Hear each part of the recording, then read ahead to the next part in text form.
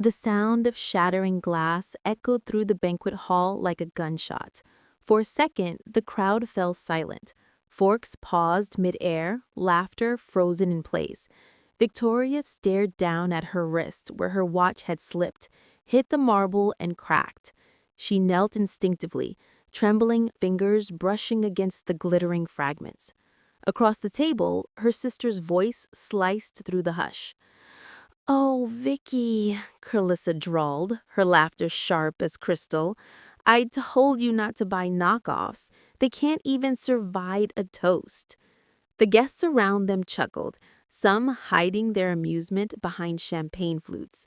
Victoria looked up slowly, her face pale, her lips trembling, but she said nothing. Her throat felt tight, her pulse loud in her ears. Clarissa's fiancé leaned closer to examine the broken watch, sneering softly. "Patek Philippe?" He smirked. "Fake logo. You can tell by the font." The room erupted in laughter again, the kind that leaves bruises. Victoria picked up the pieces, one by one. "It's fine," she whispered, more to herself than anyone. "It's just a watch." But deep down, she knew it wasn't just a watch. And as she rose, brushing off the glass, the air around her seemed heavier, denser, as though the chandelier light itself had turned cold. A month earlier, her mother had called to invite her to Clarissa's engagement party.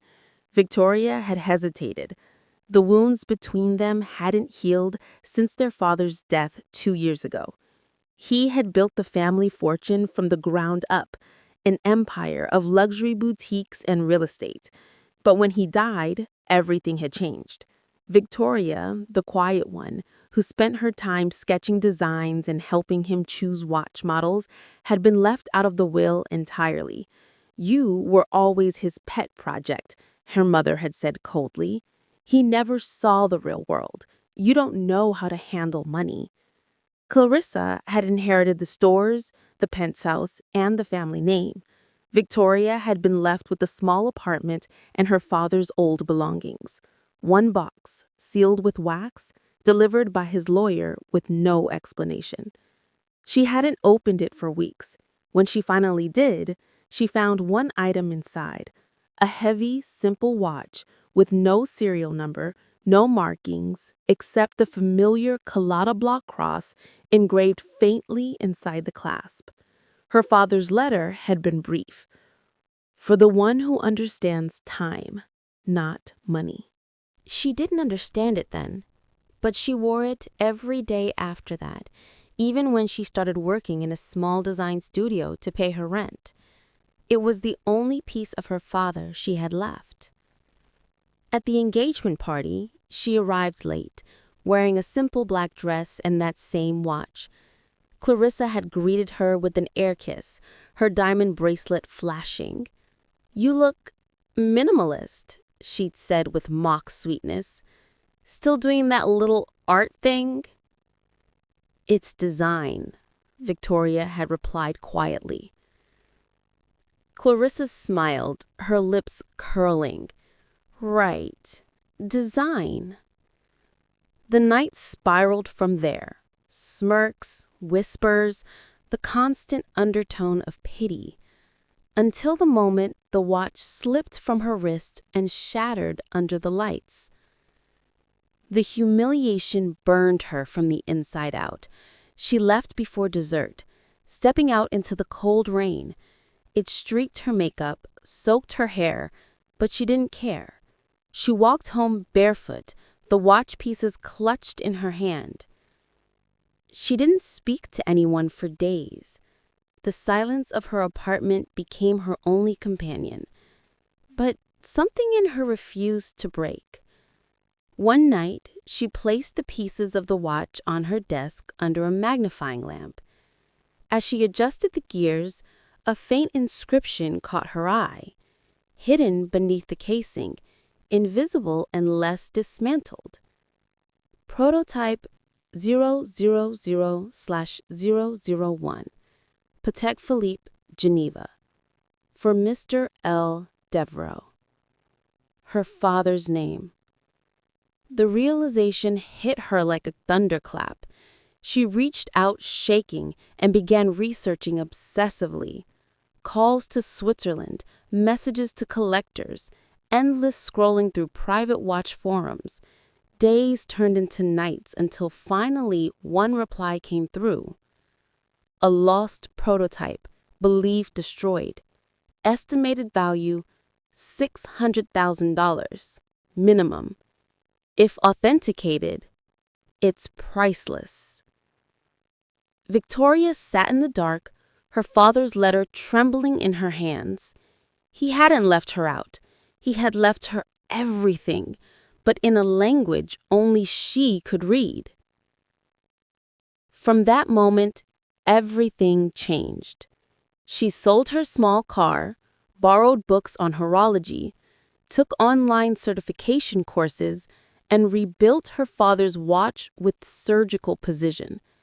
Then she contacted an old friend of her father's, Elias Verne, a respected watchmaker from Geneva who had once mentored her briefly as a teenager. When Elias saw the photos, he flew to London himself. "Do you know what this is, child?" he whispered, his voice trembling. "This was your father's masterpiece. He designed this with Patek's chief engineer. It was meant to be their next revolution, but it was stolen and hidden away. Your father must have saved this one." She nodded slowly. "He left it for me." "Then you must decide what to do with it," he said softly. "Some treasures are meant to be worn, some revealed."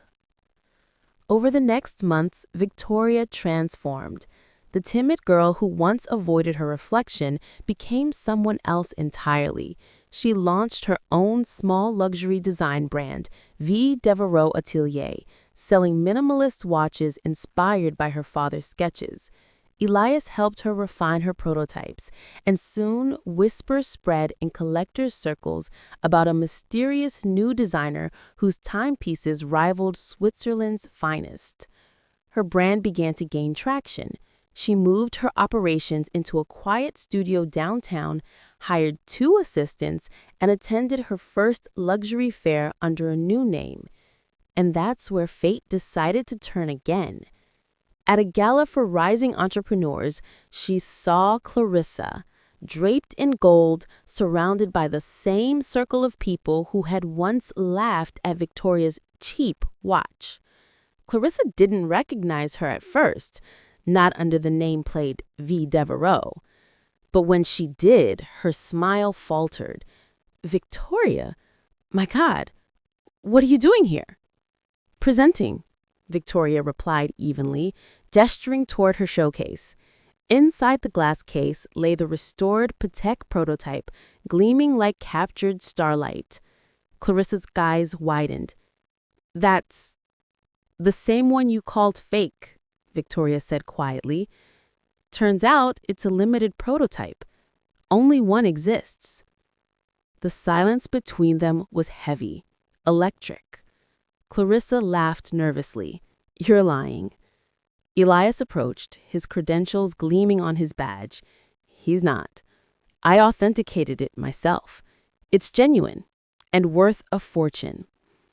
The guests nearby had begun whispering, eyes darting between the sisters. Clarissa's facade cracked. "You think this makes you better than me?" she hissed under her breath. "No," Victoria said softly, "just free." But freedom always comes with a price. As her brand exploded in success, Clarissa began spreading rumors that Victoria had stolen the design, that she'd forged the documents. Investors grew wary, journalists started digging. One morning, Victoria woke to find a headline splashed across the news: "Heiress or thief? The truth behind V. Devereaux." Clarissa's fingerprints were all over it. Victoria felt the same familiar sting of betrayal, but this time she didn't crumble. She gathered her team, filed a lawsuit, and held a press conference. Calmly, she presented every letter, every sketch, every dated prototype bearing her father's name. In the front row, Clarissa watched her, pale and cornered. When the reporters left, Victoria approached her sister quietly. "You could have come to me." Clarissa's eyes flashed. "You took everything that should have been mine." "It was never yours," Victoria whispered. "You just thought wealth came from glitter. Father knew it came from grit." Clarissa slapped her across the face. The room went still. Victoria didn't move. She just looked at her sister with unbearable calm. "Do you feel better now?" Clarissa's lip trembled. "You'll always be the quiet one in my shadow." Victoria smiled faintly. "Then I suppose the light doesn't need me." The lawsuit destroyed Clarissa's reputation. Investors pulled out of her fashion brand. The engagement broke. Their mother withdrew, unable to face the scandal. Victoria won everything, but it didn't feel like victory. One evening, after months of silence, she stood in front of her father's grave, the watch ticking softly in her hand. Rain fell, gentle and unhurried. "I did what you taught me, but it cost me her." The rain answered for him, whispering against the stone. She took the watch off her wrist and placed it beside the headstone, the prototype gleaming faintly under the stormlight. Then she turned and walked away. No tears, no backward glance. Just the sound of her footsteps fading, steady as time itself. When morning came, a gardener found the watch still ticking, perfectly alive, though soaked through with rain. He didn't know its story, only that someone must have loved it deeply enough to leave it behind. And somewhere far away, in a quiet workshop filled with sketches and gears, Victoria smiled faintly as a new design took shape under her hand. Simpler, humbler, timeless. Because sometimes revenge isn't in destruction. It's in becoming what they said you never could.